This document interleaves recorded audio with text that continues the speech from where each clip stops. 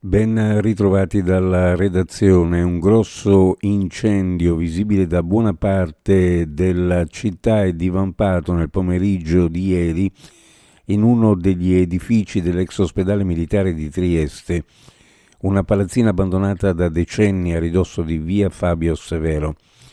A tarda sera i vigili del fuoco non erano ancora riusciti a entrare per accertare che dentro non ci fossero vittime. Idranti, pompieri, ore di lavoro per domare il rogo e iniziare un sopralluogo. Le prime segnalazioni al 112 sono arrivate alle 18:10. Già a quell'ora le lingue di fuoco e la colonna di fumo apparivano ben visibili da varie zone della città e del Carso, anche molto distanti da via Fabio Severo.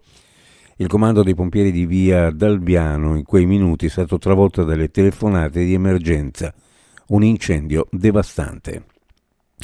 L'assessore Riccardi ha visitato all'ASPA Casa Lucia di Pasiano di Pordenone. L'incontro è stata un'occasione preziosa per affrontare non solo il problema puntuale dei costi, ma anche per evidenziare la necessità di un approccio sistematico nella realizzazione di nuove strutture. Ad oggi, infatti, molte progettualità si concentrano prevalentemente sugli aspetti edilizi senza una visione di sostenibilità complessiva che tenga conto dell'evoluzione dei bisogni assistenziali e organizzativi. È il concetto espresso a Pasiano di Pordenone dall'assessore regionale alla salute Riccardo Riccardi. La Regione mette a disposizione ingenti risorse annuali per offrire concrete opportunità alle aziende di sviluppare politiche interne di parità di genere e tutela dei diritti delle lavoratrici e dei lavoratori. Ma in termini di discriminazione il differenziale più grande non è quello tra donne e uomini, ma tra giovani e meno giovani, la possibilità di ingresso dei più giovani nel mercato del lavoro, l'adeguatezza dei salari, la garanzia di costruzione di un percorso lavorativo e di vita.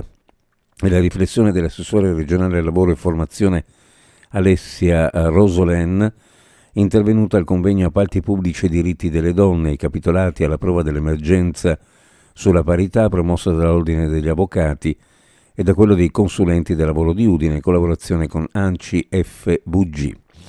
Un grande evento che celebra il Friuli Venezia Giulia e coglie la capitale europea della cultura, ma soprattutto celebra la figura di un gigante della nostra terra, Bruno Pizzul, nel giorno del suo compleanno, all'indomani delle sue esequie, che hanno dimostrato il grande affetto per la sua persona e la sua professionalità.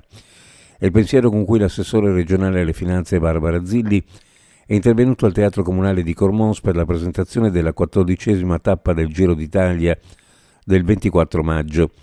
Il percorso, con partenza da Treviso e arrivo a Nova Gorizia, si snoderà lungo 186 km e attraverserà Cormons unendo le colline del Coglio Italiano e del Brda sloveno.